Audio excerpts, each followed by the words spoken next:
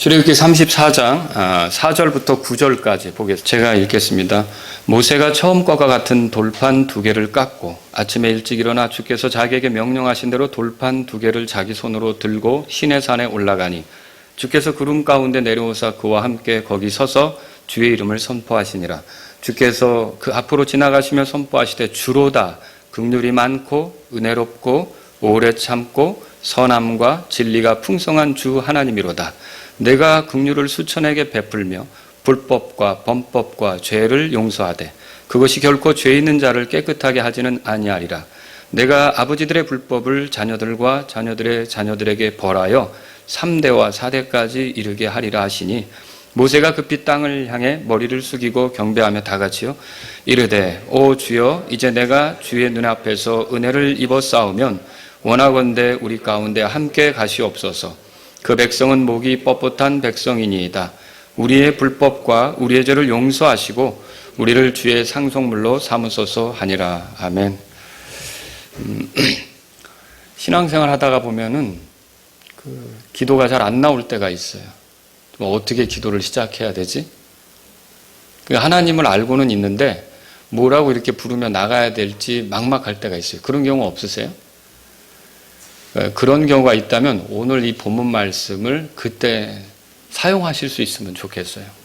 사실 구약의 성도들을 살펴보면 많은 사람들이 기도할 때 이 본문 말씀을 가져다가 하나님을 부르는데 하나님을 의지하는데 썼던 걸 알 수 있어요. 그래서 이 본문이 상당히 성경에서 귀한 본문입니다.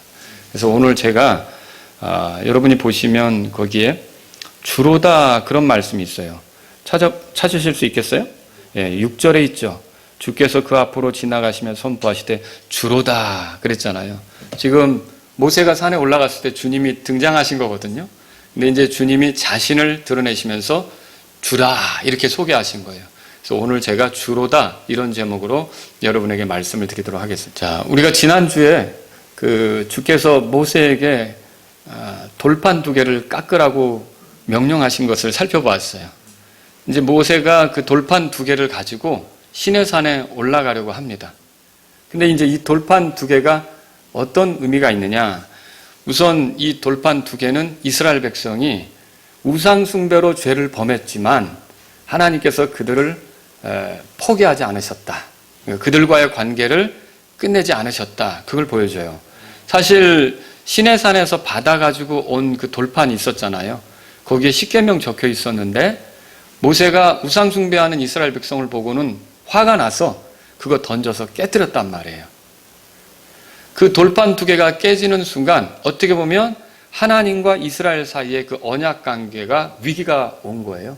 하나님께서 더 그들과 함께 가시지 않겠다라고 표현을 하시죠.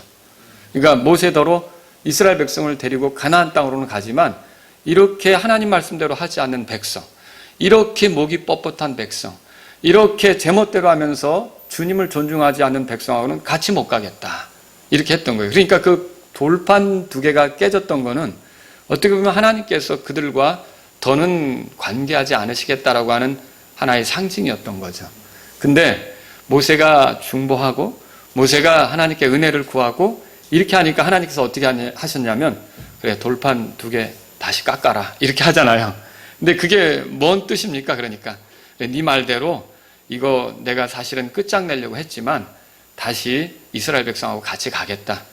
내가 그들과의 관계를 계속 유지할 테니까 돌판을 깎아라. 그리고 돌판에 뭘 적어줘요? 십계명 똑같이 적어주죠? 이 십계명은 뭐예요? 이스라엘 백성이 순종해야 될 거 아닙니까? 하나님께서 그들의 순종을 보시고자 그들이 지켜야만 하는 말씀을 돌판에 적어주시기를 원해서 돌판 2개 가지고 올라오라고 하는 거죠. 그래서 이 돌판은 어떻게 보면 하나님의 긍휼, 하나님의 은혜 이런 것들을 보여준다 할 수 있는 겁니다. 그래서 이 돌판을 가지고 올라가는 거죠. 한번 보세요. 4절 다 같이 읽겠습니다.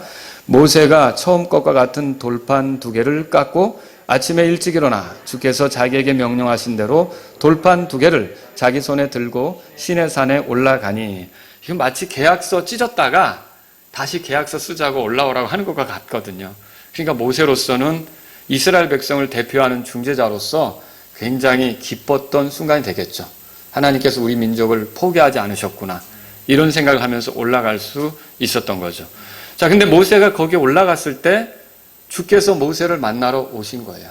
그래서 5절 우리 같이 보겠습니다. 5절 다 같이 읽겠습니다. 주께서 구름 가운데 내려오사 그와 함께 거기서 주의 이름을 선포하시니라. 이 구름은 주님의 영광을 상징하는 거고요. 그 주님의 임재 이런 것들을 보여주는 거죠. 주께서 내려오셨어요. 그리고 여기 보세요. 그와 함께 거기 서서 그러니까 주님이 모세하고 같이 있으시게 된 거죠. 그러면서 주님께서 어떻게 하셨느냐? 자신의 이름을 선포하셨어요. 여러분 주님의 이름은 존귀한 이름이라는 거 아시죠? 우리가 이미 십계명에서 살펴보았어요. 그 세 번째 명령 기억하십니까? 제가 읽어드릴게요. 들어보세요. 출애굽기 20장 7절에 이렇게 써있는데 너는 주 내 하나님의 이름을 헛되이 취하지 말라. 주가 자신의 이름을 헛되이 취하는 자를 죄 없다 하지 아니하리라.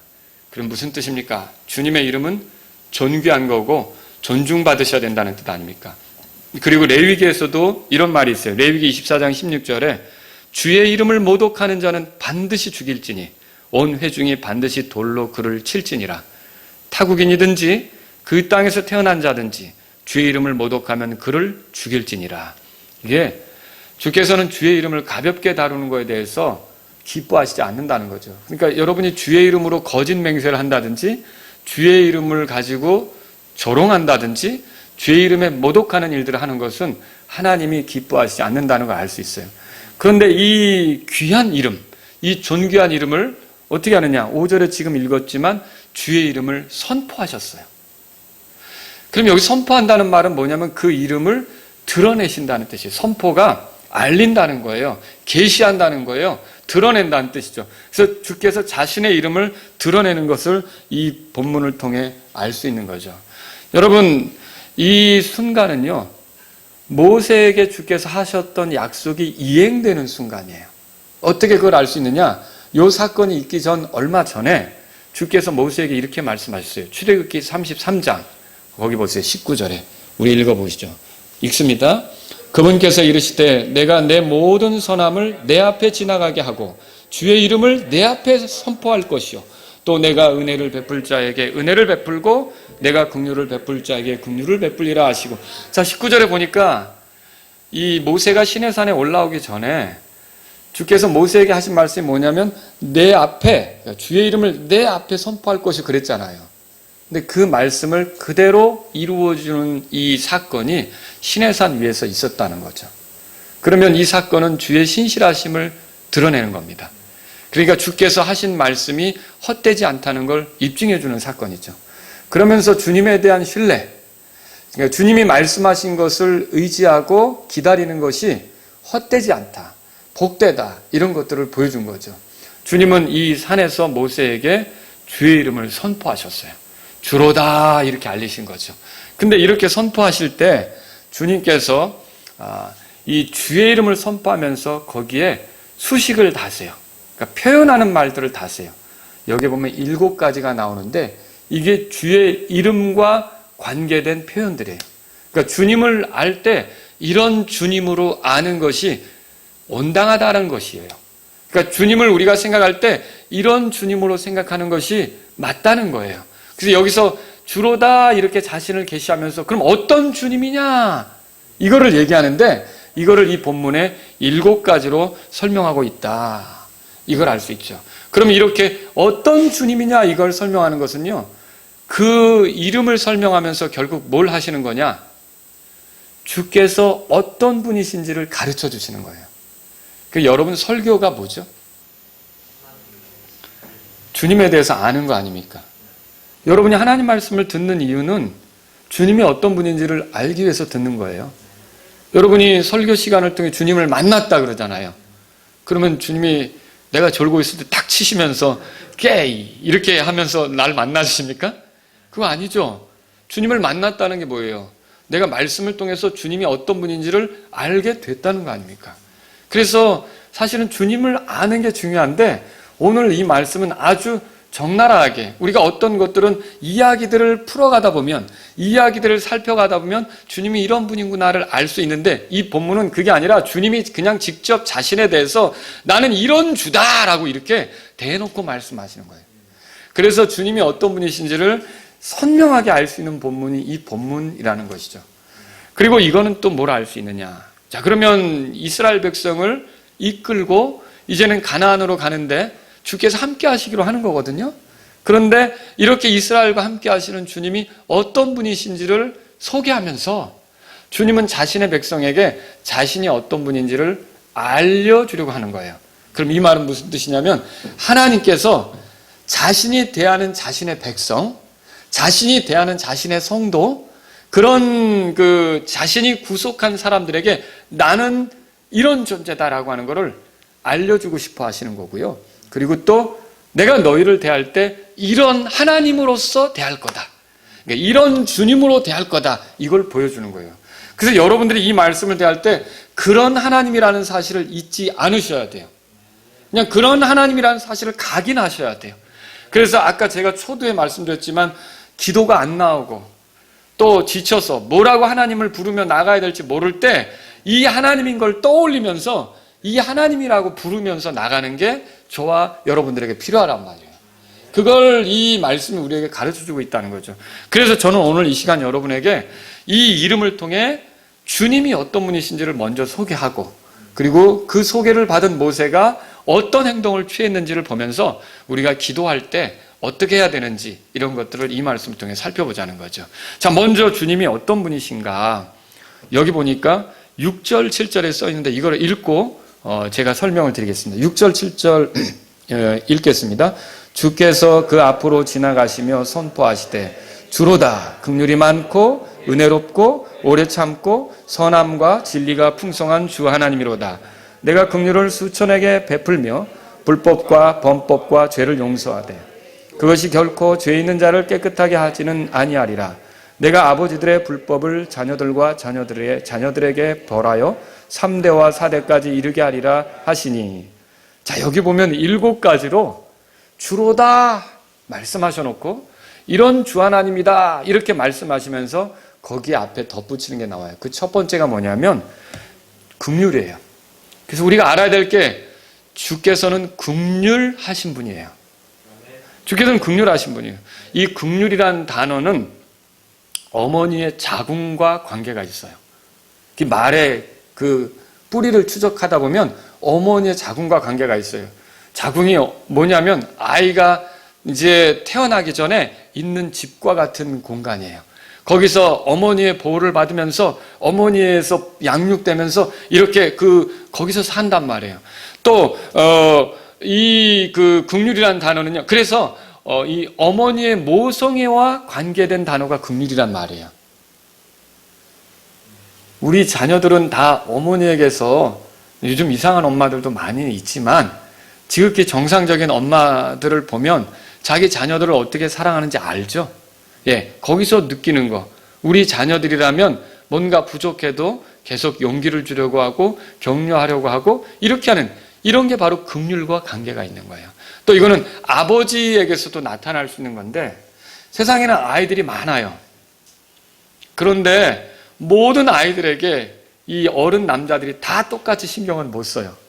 근데 유독 마음을 쏟고 신경을 쏟고 또 애정을 베풀고 도와주고 붙잡아주려고 하는 그런 아이들이 있어요. 그 아이들은 어떤 아이들입니까? 자기 아이들이죠. 그죠? 이 자기의 아이들에게 쏟는 애정, 특별한 애정, 다른 이들과는 구별된 이 애정 있죠? 이게 긍휼과 관계가 있는 거예요. 자, 그래서 하나님께서 우리를 특별히 여기시며 세상의 다른 사람들과는 구별되게 다루셔서 우리에게 호의를 가지고 대하시는 거 있잖아요. 이거를 긍휼이다 그렇게 말할 수 있는 거죠. 여러분, 모든 이 불법, 범법, 죄들을 용서하는 거, 이게 어디서부터 시작되느냐? 긍휼에서 시작되는 거예요. 은혜, 오래 참음, 선함 이런 것들이 다 어디서부터 시작되느냐? 긍휼에서 시작되는 거예요. 이 긍휼이 굉장히 귀한 것인데 하나님 아버지께서는 우리를 향해 긍휼하신 분으로 우리를 긍휼로 대하신다는 걸 믿으시기 바랍니다. 그러면 여러분이 그런 그림을 생각하면 돼요. 아버지들을 보세요. 내가 잘 되는 거를 아버지가 기뻐하는가? 내가 좀 좋은 직장에 취직해서 아버지보다 돈을 많이 벌었더니 배 아파하시더라. 그런 아버지 있으세요? 예, 어느 날 엄마가 말이죠. 내가 데리고 사는 남편보다 우리 딸아이가 만난 남자가 더 멋지더라. 그래서 되게 속상해하는 그런 엄마 있으세요? 그거 없어요. 이게 어때요? 엄마의 마음, 아버지의 마음은 어떠냐는 거죠. 늘 우리 자녀들을 향해서 쏟는 그런 마음을 여러분이 아신다면 하나님의 긍휼에 대해서 좀 그려볼 수가 있을 거예요. 그러니까 하나님의 긍휼이 어떤 것인지를 여러분들이 생각해 볼 수 있다는 거죠. 심지어 우리를 낳은 그 어머니, 우리를 길러준 아버지처럼 이렇게 하는데 어머니들이나 아버지들 가운데 정말 문제가 생기는 분들도 있어요. 그래서 하나님은 뭐라고 말씀하셨냐면 이사야서 49장 15절에 읽어드립니다. 여인이 자기의 젖먹는 자식을 잊을 수 있겠으며 자기 태에서 난 아들을 불쌍히 여기지 않을 수 있겠느냐? 참으로 그들은 혹시 잊을지라도 나는 너를 잊지 아니하리라. 여러분 믿으십니까? 예, 하나님께서는 그렇게 그 어떤 아버지나 어떤 어머니든지 자기 자녀에게 최선을 다하는 게 맞는데 그렇게 하지 않는 자들이 생길 수 있단 말이죠. 사람은 그렇게 하지 않는 자가 생겨도 하나님은 자기의 자녀들인 성도들을 향해서 그렇게 하지 않으신다는 거예요. 그냥 끝까지 긍휼히 여기시고 잘 되기를 바라시고 세워주기를 원하시고 기회 주기를 원하시고 이끌어주기를 원하시고 이 긍휼로 우리를 대하시는 하나님을 믿으시기 바랍니다. 때문에 구약의 성도들은 궁지에 몰릴 때마다 어떻게 했느냐? 긍휼이 많으신 하나님께 호소하며 나갔어요. 예를 들어서 다윗이 인구조사 해가지고 3가지 그 재앙이 내려지는데 선택하라 뭐 이렇게 한 적 있었잖아요. 대언자가 와서 왜 인구조사를 해가지고 이렇게 했는지 그 뭔가 하나 재앙을 선택해야 됐잖아요. 그때 다윗이 뭐라 그러죠? 제가 읽어드릴게요. 이렇게 써 있습니다. 내가 큰 공경에 빠졌도다. 주의 긍휼은 크니 이제 우리가 그분의 손에 빠지고 내가 사람의 손에 빠지지 아니하기를 원하노라. 이게 뭐냐면 주의 긍휼이 크기 때문에 내가 차라리 주님의 손에 빠지기를 원한다 이렇게 말하는 거예요. 그러니까 우리 아이들이 군대에 가 있어도요. 자, 군대에서 뭐 계급이 올라가고 막 이래도 군대 밥보다는 엄마가 해주는 밥이 더 좋은 거예요.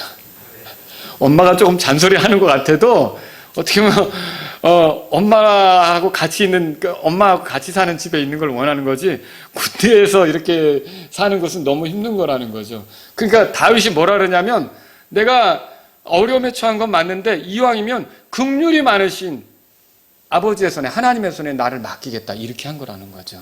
여러분 하나님은 우리를 대할 때 어떤 분이세요? 긍휼로 대하시는 분이라는 걸 믿으시기 바랍니다. 예레미야는 비록 죄 때문에 유대인들이 흩어지게 되더라도 완전히 소멸되지 않을 것을 확신했어요. 그래서 이렇게 썼죠. 예레미야가 3장 20절에 주의 긍휼로 말미암아 우리가 소멸되지 아니하였으니 그분의 불쌍히 여기심은 끝이 없도다. 그러니까 이게 주님의 긍휼은 불쌍히 여기심을 또 끝없는 불쌍히 여기심을 불러일으키는 거예요. 이게 주님의 긍휼은 우리를 소멸되지 않게 만드는 거예요. 하나님께서는 우리를 끝까지 보존하시는데 자신의 긍휼로서 그렇게 하시는 것을 여러분이 믿으시기 바랍니다. 저와 여러분들은 주님의 긍휼을 이미 얻고 있다는 걸 알고 계십니까? 베드로전서 2장 10절에는 이렇게 써 있어요. 들어보세요. 너희가 지나간 때는 백성이 아니었으나 이제는 하나님의 백성이요 긍휼을 얻지 못하였으나 이제는 긍휼을 얻었느니라. 그러니까 우리는 긍휼을 얻은 사람들이에요. 그러니까 하나님은 늘 우리를 긍휼로 대하신다는 걸 믿으셔야 돼요. 내가 좀 부족해도, 내가 좀 모자라도, 내가 좀 잘못했어도, 내가 육신적으로 하는 게 부끄러워지더라도, 내가 죄를 짓고 마음이 아픈 그 순간이라도 하나님께서는 나에 대해서 긍휼로 대하신다는 걸 믿으시기 바랍니다.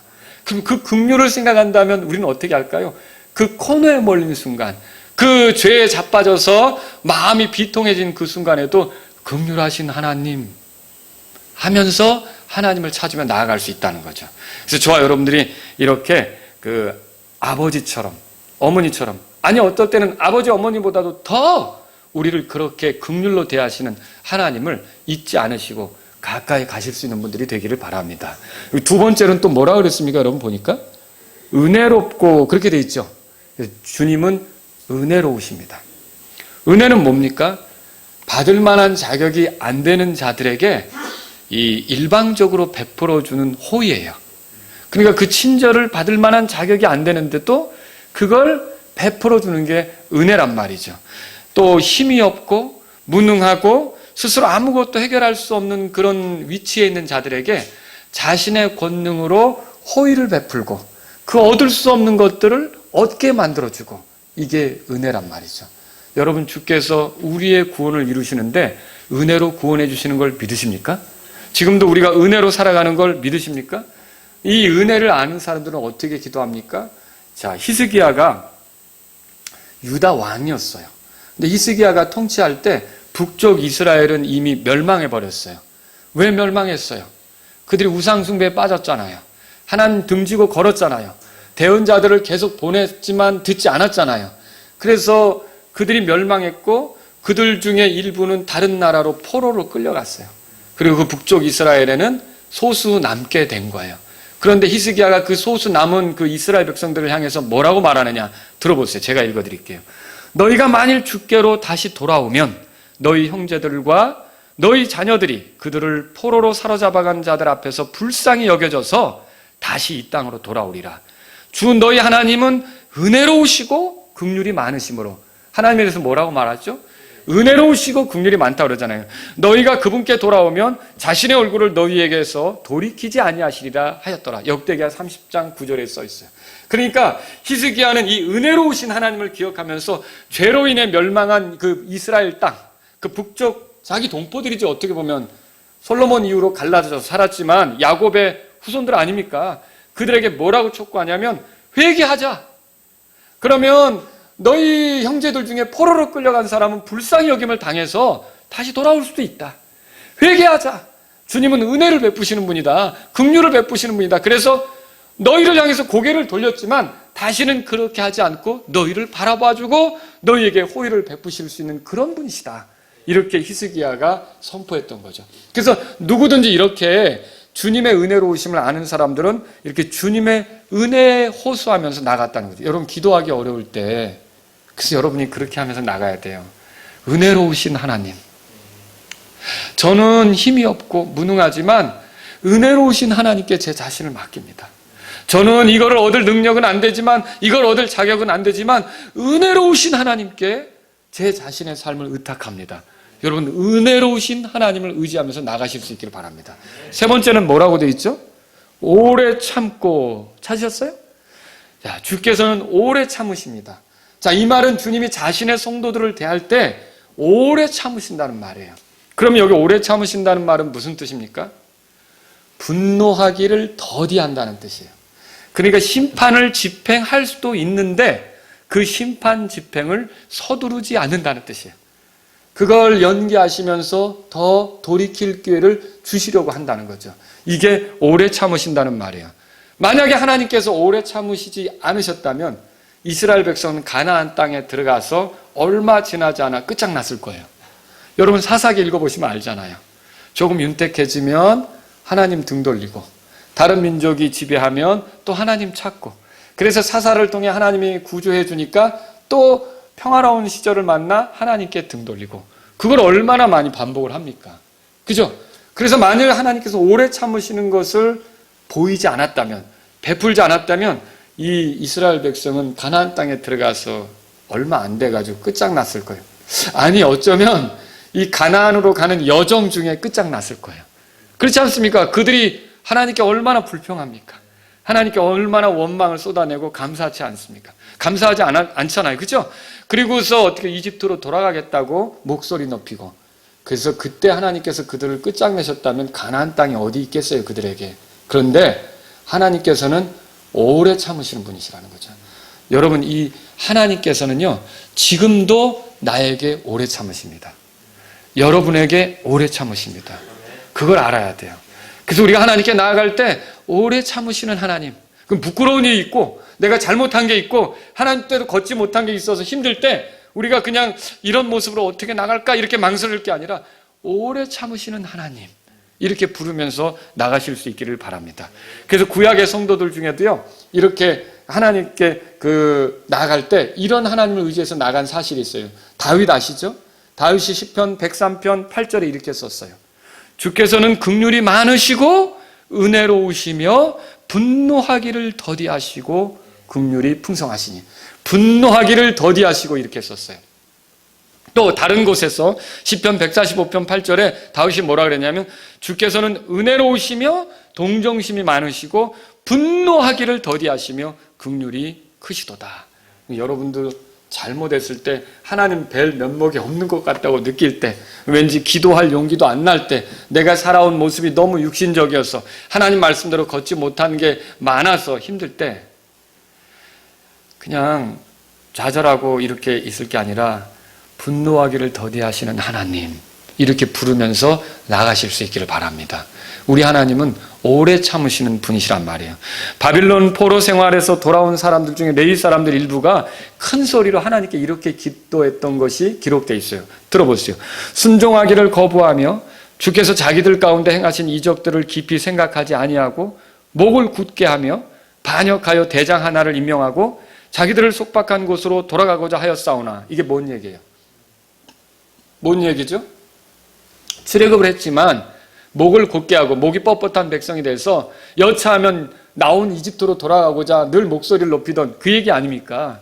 그 얘기를 돌아보면서 하는 거예요. 그러면서 뭐라고 얘기하냐면 오직 그렇게 했지만 오직 주는 항상 용서하시는 하나님이시여 은혜로우시며 긍휼이 많으시며 분노하기를 더디하시며 큰 친절을 베푸시는 분이시므로 그들을 버리지 아니하셨나이다. 여러분, 우리가 구원받았는데 좀 부족하고 잘못한다고 해서 하나님 앞에 버림받는 일이 있습니까? 구원에 대해서 버림받는 일이 있습니까? 없죠. 이게 왜 그럴까요? 오래 참으시는 분이시기 때문에 그렇다는 거예요. 조선시대 영조라고 하는 임금이 있어요. 이 임금이 42살에 아들을 얻었어요. 아들이 이선이라고 하는 아들이었어요. 이 늦둥이 아들을 얻은 바람에 너무 이뻐했고요. 자기 뒤를 이을 왕자가 필요했는데 그 아이가 태어나서 너무 좋아했던 거죠. 그래가지고 어떻게 했냐면 돌이 지나자마자 뭘 알겠어요. 그런데 세자로 책봉을 했어요. 세자로 책봉했는데 이 영조는 원래 아버지는 왕이지만 어머니는 무술이 출신이에요.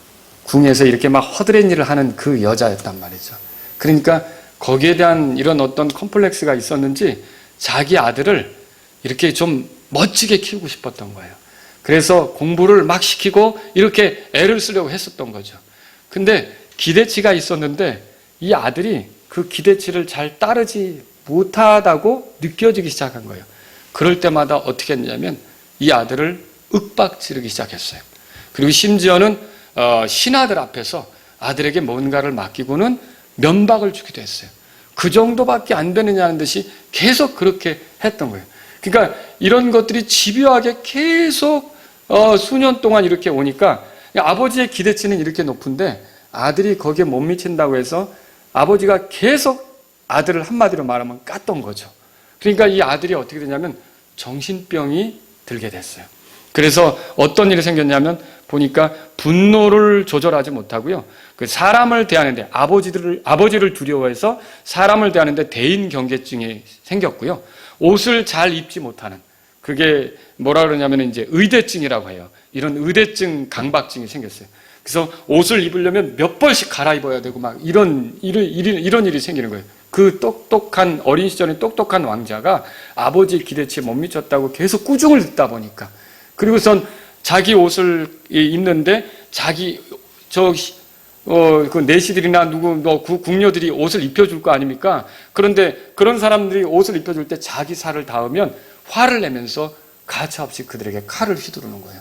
그래서 이 기록에 의하면 이 화를 참지 못하고 죽인 사람이 100여 명이 넘는데요. 얼마나 끔찍한 일입니까? 그리고 또 여자들도 데리고 와서 문란하고 방탕한 생활을 했어요. 그러다가 이 아버지가 어떻게 했냐면 그 아들을 더는 두고 볼 수 없어서 뒤주라고 아시죠? 거기에 넣어서 이 아들을 굶겨 죽게 했어요. 여러분, 그래서 그 아들을 뭐라고 부르는지 아시죠? 사도세자라고 부르잖아요. 그러면 이 왕자는요, 늘 아버지의 기대치에 못 미칠 때마다 아버지로부터 계속 야단맞고, 그러니까 정신이 말하자면 온전함을 잃어버렸던 거죠. 여러분, 우리 하나님은 우리에게서 원하시는 기대치가 있겠지만 우리가 그것에 이르지 못한다고 해도 오래 참고 기다리시는 분인 걸 믿으시기 바랍니다. 이 분노하기를 더디하시는 분이라는 걸 아셔야 돼요. 우리 하나님께서는 우리에게 기회를 계속 주시려고 하시면서 이런 영조와는 다른 그런 하나님이시라는 것으로 인해 하나님을 찬양하시기 바랍니다. 하나님께서 그런 분이시죠. 나훔은 이렇게 선포했어요. 그래서 나훔 1장 3절에 주께서는 분노하기를 더디하시고 권능이 크시며 사악한 자를 결코 사면하지 아니하시로다. 자, 하나님은 지금도 우리를 대하실 때 오래 참으시는 분이신 것을 믿으시기 바랍니다. 네 번째는 뭡니까? 여기 보니까 선함, 그렇게 돼 있죠. 선함은 이거예요. 자기 자신의 언약을 충실히 이행할 뿐만 아니라 필요에 따라서 자기 백성의 과오를 용서하면서 계속 그 관계를 유지하려고 하는 의지, 이런 것들을 표현하는 게 선함이에요. 그러니까 잘못은 했지만 내치려고 하는 게 아니라 더 뭔가를 베풀어 주면서 끌어오려고 하는 거. 여러분 아시겠죠? 그런 게 선함이에요. 그런 게 지금 여기 하나님께서 우리에게 그런 걸 베푸시려고 하는 거죠. 이 주님의 선함은 그 뿌리가 뭐냐면 긍휼하심에서 나오는 거예요. 주의 긍휼하심에서. 주의 선함은 우리에게 좋은 일을 베풀어 주십니다. 이런 말씀이 있어요. 오 사람들이 주의 선하심과 사람들의 자녀들에게 행하신 그분의 놀라운 일들로 인하여 그분을 찬양하기 원하노라. 그분께서 사모하는 혼에게 만족을 주시며 줄인 혼을 선하심으로 채워주시는도다. 이게 주님께 갈망하는 그런 사람들에게 선하심을 채워주세요. 좋은 것으로 이렇게 만족하게 해주세요. 이런 분이 우리 하나님이시라는 거죠. 또 선함은 어떤 것이냐면요, 잘못을 했는데 그 잘못에 대해서 돌아서도록 자꾸 기회를 주시는 거예요. 그게 선함이에요. 여러분 그런 거 느끼세요? 말씀으로라든지 사람을 통해서라든지 어떤 환경을 통해서라든지 무엇을 읽는 것을 통해서라든지 계속적으로 우리가 돌이키도록 만들어 주시려고 하는 게 그게 주님의 선함이에요. 여러분 주님의 선함 속에 살고 있습니까? 예, 우리는 주님의 선하심 속에 살고 있어요. 그분이 우리를 대우하는 게 자신의 선함으로 대우해요. 그래서 로마서 2장 4절에 보면 이런 말이 있어요. 들어보세요. 혹은 하나님의 선하심이 너를 인도하여 회개하게 함을 알지 못한 채 내가 그분의 선하심과 간대하심과 오래 참으심의 풍성함을 멸시하느냐. 그럼 이 말이 무슨 뜻이에요? 하나님의 선하심이라는 건 우리가 잘못했지만 그 잘못에서 그저 꼬꾸라져서 망하는 걸 원치 않고 다양한 방법으로 우리를 회개하도록 그렇게 이끌어 주시는 것, 이게 주의 선하심에 의해서 나타난단 말이죠. 여러분 이거를 믿으십니까? 그러면 우리가 잘못했을 때라도 하나님 앞에 아니면 어떤 도움이 필요할 때 나는 주님의 뜻대로 살지 못했지만 지금 이 내가 처한 환경은 너무 공공하고 이게 너무 코너에 몰렸고 이랬을 때 여러분이 어떻게 기도하는 게 낫겠습니까? 이게 나 기도할 형편도 아니야, 기도할 자격도 안 돼 하고 물러갈 게 아니라 선하신 하나님 이렇게 부르면서 나가실 수 있기를 바랍니다. 여러분 다섯 번째는 뭡니까? 다섯 번째는 여기에 보니까 진리가 풍성한 주로다 그렇게 돼 있어요. 이 진리라는 단어는 이 같은 단어가 킹제임스 성경에서 번역이 될 때 진리로도 번역이 됩니다. 진리로 가장 많이 번역이 됐죠. 진리로 번역이 되면서 때로는 옳음, 그 다음에 신실함, 확고함, 흔들리지 않는 거, 이제 그런 걸 얘기하는 거죠. 이런 걸로도 번역이 됐어요. 그러니까 한 단어가 그런 의미가 들어있다는 걸 우리가 알 수 있는 거죠. 근데 진리라는 게 뭐예요? 옳은 거죠. 신뢰할 만한 거잖아요. 신실함이 그거잖아요. 확고하다는 게 뭐예요? 상황에 따라 바뀌지 않는 게 진리잖아요. 그죠? 그 신뢰할 만한 거잖아요. 그래서 주님은 이렇게 진리로 풍성한 분이라 너무나 확고하고 분명해서 우리가 언제든지 신뢰할 만한 말씀으로 우리에게 다가오시는 분이라는 거죠. 그래서 하나님의 이 진리를 신뢰하는 것은 결코 헛되지 않게 되는 거죠. 다윗은 이렇게 기도했어요. 시편 86편 15절에 그러나 오 주여 주는 동정심이 많으시며, 이 성도들이 이렇게 기도한다는 거예요. 주는 동정심이 많으시며 은혜로우시며 오래 참으시며, 우리가 지금 공부한 거죠. 거기다 또 이렇게 덧붙였어요.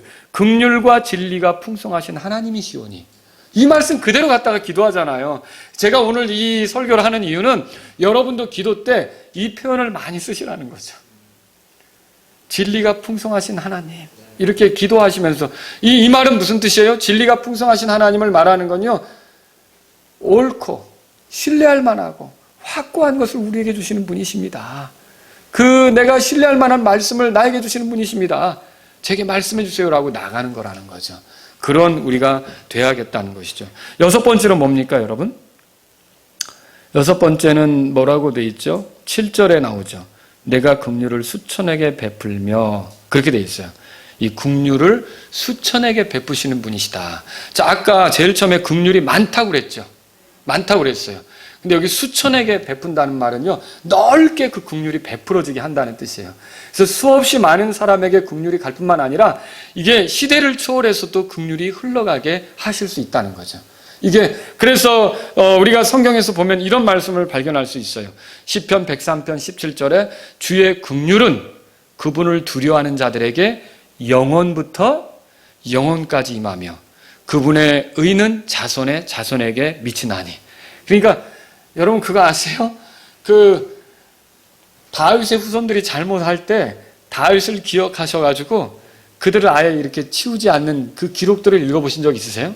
그게 하나님의 긍휼이죠.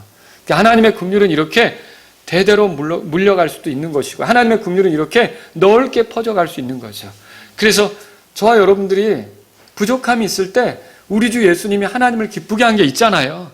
그러면 그 예수님을 생각하시고 우리를 대하실 수 있는 하나님, 그 하나님을 생각하면서 긍휼이 넓으신, 긍휼이 영원하신 하나님, 이렇게 우리가 요청하며 나아갈 수 있다는 것이죠. 하나님은 긍휼이 많으신 분이시고 이렇게 영원히 긍휼을 베푸시는 분이시다. 기억하시면 좋겠습니다. 그 다음에 여러분 또 뭐가 나옵니까? 일곱 번째는요, 불법과 범법과 죄를 용서하시는 분이시다. 이스라엘 역사가 용서의 역사와 같아요. 그러니까 출애굽을 해서 가나안 땅에 들어갔는데 들어가면서 그들의 삶이 죄 없이 순결하게 깨끗하게 하나님을 섬긴 게 아니라 늘 하나님의 뜻대로 하지 못했던 것이 많았던 거예요. 결국 그들의 성전이 파괴되고 포로로 이렇게 흩어지게 된 까닭이 뭡니까? 그들이 수없이 하나님의 뜻대로 걷지 않은 게 있었던 거 아닙니까? 그렇지만 하나님이 오래 참으셨고요. 긍휼을 베푸셨고요. 분노하기를 더디하셨고요. 그렇게 해서 기회를 주신 거 아닙니까? 그들을 용서해 오신 거 아닙니까? 그 용서의 역사가 이스라엘 역사란 말이죠. 자, 우리의 삶에도 그렇지 않던가요? 여러분과 제가 구원받은 이후로 한 번도 죄를 안 지었습니까? 그건 아니죠. 우리는 물론 이미 십자가에서 지옥에 들어가야 하는 그 정죄 판결을 받는 그 죄 있잖아요. 이것은 이미 다 용서받았습니다. 하지만 우리의 삶에서는 하나님과의 관계를 틀어버릴 만한 그런 죄들이 드러나잖아요. 그게 우리를 지옥으로 보내지는 않는다 해도 하나님을 기쁘시게 못하면서 하나님과의 관계가 자꾸 틀어지게 만드는, 그래서 하나님의 은혜를 풍성히 누리지 못하게 하는 그런 것들이 우리에게 있을 수 있잖아요. 근데 우리가 죄를 자백하면 하나님은 어떻게 하시던가요? 용서하시죠. 여러분, 하나님의 용서를 많이 누려 오셨습니까? 네, 용서를 누리니까 우리가 여기까지 온 거죠. 그러면 여러분들은 어떻게 합니까? 내가 잘못했다고 느꼈을 때, 내 말이든 내 행동이든 내 생각이든 이게 하나님이 기뻐하시지 않는 것이다, 이렇게 깨달아지는 것이 있을 때 우리는 용서하시는 하나님, 불쌍히 여겨달라고, 용서하시는 하나님, 긍휼히 여겨달라고, 용서하시면 주께 있습니다, 이렇게 하면서 주님께 나아가는 저와 여러분이 돼야 한다는 것이죠. 시편 78편 3절에 이렇게 써 있어요. 그러나 그분은 동정심이 많으심으로 그들의 불법을 용서하시며 그들을 멸하지 아니하시고 참으로 여러 번 자신의 분노를 돌이키시며 자신의 모든 진노를 바라지 아니하셨으니, 여러 번 그 노를 바라지 않고 돌이키셨다는 거죠. 용서하시는 거죠. 오래 참으시는 거죠. 하나님이 우리를 대할 때 그렇게 대하신다는 거예요. 이게 주님이 모세를 불러놓고 자신을 소개하는데, 모세가 이 말을 들을 때 어땠을 것 같아요, 여러분? 이런 하나님으로 자신을 알릴 때 모세의 마음이 즐겁지 않았겠어요? 여러분은 어떠세요? 이런 하나님이신데 용서하지 않고 바로바로 치시는 하나님이시다. 긍휼하지 않고 잘못하면 바로바로 꺾으시는 하나님이시다. 예? 여러분 생각해 보세요. 이런 하나님이시라면 우리가 그분과 함께 걷는 것 자체가 두려운 일이 될 거라는 거죠. 그러나 이 말씀을 생각할 때 얼마나 하나님하고 함께 가는 것이 평안하고 즐겁고 위로가 되고 격려가 되는 그런 말씀이 되겠어요. 지금 주님께서는 모세에게 이렇게 자기 자신을 드러내셨다라고 하는 것이죠. 그러나 주의할 것은 7절 끝에 나온 것처럼 하나님께서 자주 용서하신다고 해서 죄를 묵과하시지는 않습니다. 그분은 죄에 대해서 알아채지 못하고 둔하게 지내는 그런 분이 아닙니다. 죄에 대해서 예민하신 분이에요. 죄를 싫어하는 분이에요. 그래서 죄에 대해서는 다루신단 말이에요. 그래서 어떤 경우는 여기 보니까 아버지들의 불법을 자녀들과 자녀들에게 벌하여 3대와 4대까지 이르게 한다고 되어 있어요. 근데 물론 이게 아버지의 죄를 자녀들에게서 찾는다 그 소리가 아니라 여러분 예를 들어서 부모가 우상을 숭배하면 그 영향을 자녀들이 받을 수밖에 없잖아요.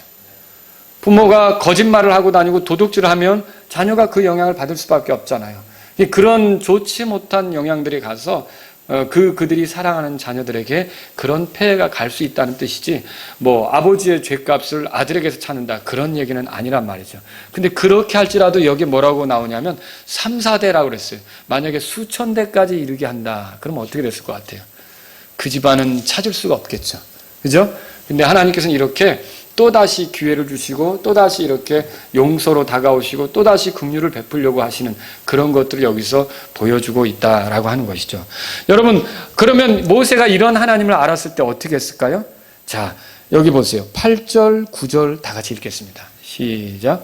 모세가 급히 땅을 향해 머리를 숙이고 경배하며 이르되 오 주여 이제 내가 주의 눈앞에서 은혜를 입었사오면 원하건대 우리 가운데 함께 가시옵소서. 그 백성은 목이 뻣뻣한 백성이니이다. 우리의 불법과 우리의 죄를 용서하시고 우리를 주의 상속물로 삼으소서 하니라. 이게 무슨 말일까요? 그가 하나님 앞에 엎드려 경배하며 기도를 하는 거예요. 근데 이 기도를 할 때 방금 하나님께서 자신을 소개한 것에 의지해서 기도하는 거예요. 뭐라고 기도하는 겁니까? 그의 기도는 주께서 긍휼이 많으시다면 우리에게 긍휼을 베풀어 주세요 라고 하는 요청이에요. 또 비록 이스라엘이 죄를 지었고 주와 맺은 언약을 이렇게 파괴하면서 우상 숭배로 엉뚱하게 갔지만 주여 그 긍휼을 그럼 우리에게 베풀어 주세요 라고 요청하는 것과 같은 거죠. 또 앞으로 이 약한 모습으로 넘어질 수 있고 죄를 지을 수도 있지만 주님 주께서 긍휼을 베푸시는 분이시라면 우리에게 그런 순간이 올 때 긍휼을 베풀어 주세요 라고 요청하는 것과 같은 거죠. 또 그의 기도는요, 주께서 자격이 안 되는 그들, 목이 뻣뻣한 그들에게 은혜를 베풀어 주세요, 호의를 베풀어 주세요 하는 기도예요. 지금 이 기도가 그런 거예요. 주님은 오래 참으신다고 그랬죠? 우리에게 많은 부족함이 드러날 거예요. 하나님을 대적하는 일들이 때때로 나타날지라도 주님은 오래 참아주세요 라고 주님께 요청하는 기도라는 거죠. 또 주님은 노하기를 더디하시는 분이시니까 우리에게 그 모습을 보여주세요 이렇게 요청하는 거예요. 또 그들에게 선함과 진리가 풍성하신 하나님이시라고 그랬으니까 우리에게 잘못했을 때 우리를 돌이키는 그런 은혜를 베풀어 주시고 우리가 신뢰할 만한 말씀을 주셔서 계속 주님을 의지하면서 갈 수 있도록 그렇게 해주세요라고 요청하는 기도라는 거죠. 그러면서 뭐라 그래요? 긍휼이 영원하시니까 계속 우리에게 긍휼을 베풀어 주시고 우리가 잘못할 때마다 용서를 누릴 수 있게 해주세요. 모세의 기도는 지금 한마디로 말하면 주께서 자신을 보여주신 것에 의존해서 그 모습을 붙잡고 기도하는 것과 같다는 거죠. 그래서 여러분이 제가 하나님께 기도할 때 가장 좋은 기도 방법은 그냥 내가 생각한 대로 기도하는 게 아니라 이렇게 하나님이 자신을 보여주신 것에 의지해서 기도하는 거예요. 하나님이 용서하시는 분이시라면 우리가 죄를 졌어도 용서하시는 하나님, 그렇게 하면서 용서를 구하며 나아가는 거죠. 왜냐하면 그분은 우리를 대할 때 용서하시는 하나님으로서 자신을 드러내시는 것을 기뻐하시니까. 그게 우리의 모습이어야 된다는 거죠. 모세는 지금 선포된 주의 이름이 어떠한 대로 주께서 그들에게 그렇게 해달라고 요청하는 거예요. 지금 주님은요, 모세에게만 이렇게 하는 게 아니고 이스라엘 백성에게 그렇게 자신을 나타내시거든요. 오늘날 교회에게도 그렇게 나타내시고 여러분 개개인에게도 이 이 출애굽기 34편 6절 7절에 나온 대로 그렇게 말씀하시는 거예요. 그래서 긍휼이 많고 오래 참으시고, 그죠? 예, 은혜로우시고 오래 참으시고 선함과 진리가 풍성하시고, 이렇게 쭉 우리에게 가르쳐 주시는 거죠. 여러분과 저도 이런 하나님을 믿고 이런 하나님을 의지해서 나아가실 수 있기를 바랍니다. 말씀을 정리해 볼게요. 오늘 우리는요, 예수 그리스도의 십자가를 통해서 이런 주님을 만난 거예요. 우리에게 긍휼로 대하시는 하나님을 만난 거예요. 이렇게 은혜로우신 하나님을 모시게 된 거예요. 이렇게 오래 참으신 하나님과 함께 갈 수 있게 된 거예요. 이렇게 선함과 진리가 풍성한 그 하나님을 따라갈 수 있게 된 거예요. 이 긍휼이 풍성하신 하나님을, 우리가 긍휼을 이렇게 넓게 베푸시는 하나님을 우리가 모시고 살아갈 수 있게 된 거죠. 용서하시는 하나님과 함께 살아가게 된 거죠. 이런 우리의 삶이라면 이제 우리는 어떻게 살아가야 될까요? 늘 그분의 이름을 묵상하시기 바랍니다. 그분이 이 이름을 표현하면서 어떤 분으로 표현한 거 있죠? 이런 것들을 여러분과 제가 묵상하면서 갈 필요가 있는 거예요. 그래서 이런 것들을 찬양하는 게 필요해요.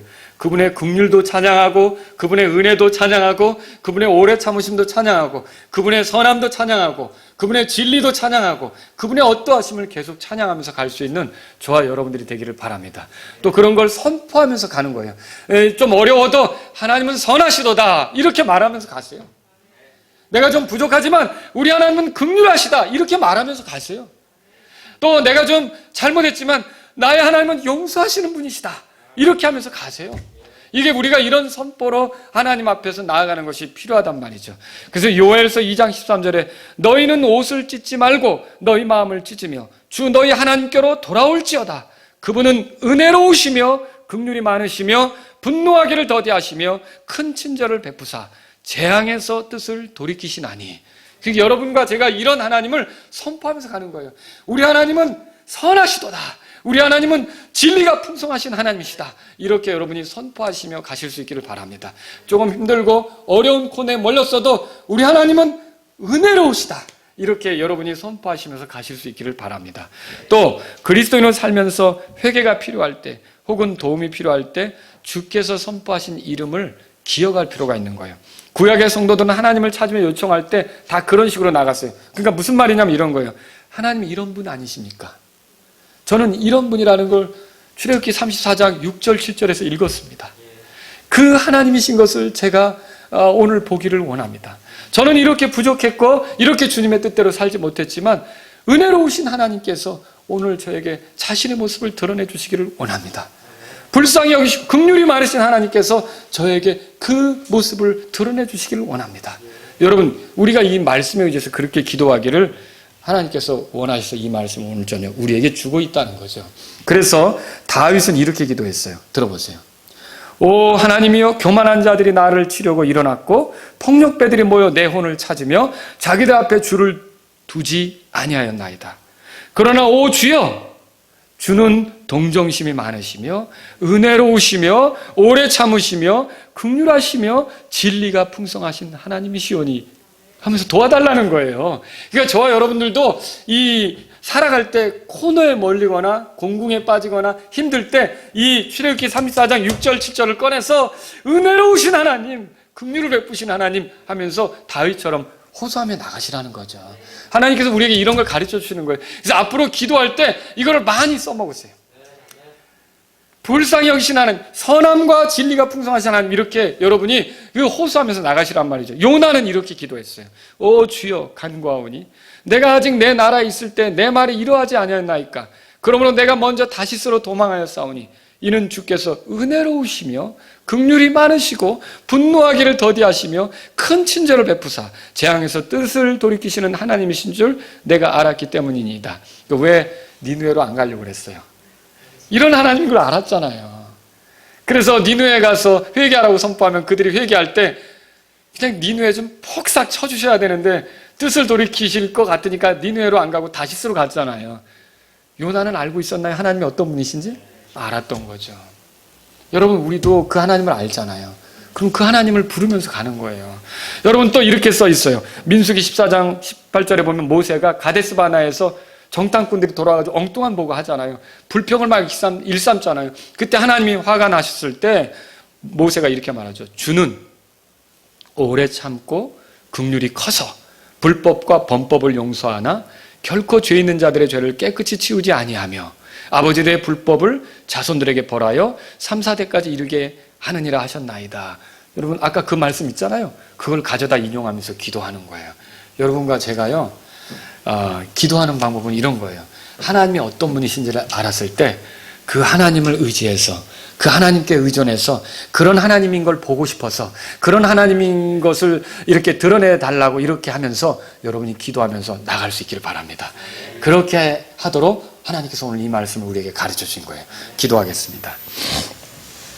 오늘 이 말씀을 통해서 앞으로 주의 이름을 자꾸 묵상하면서 주의 어떠하심에 의존해서 살기를 원한다면 기도하십시오.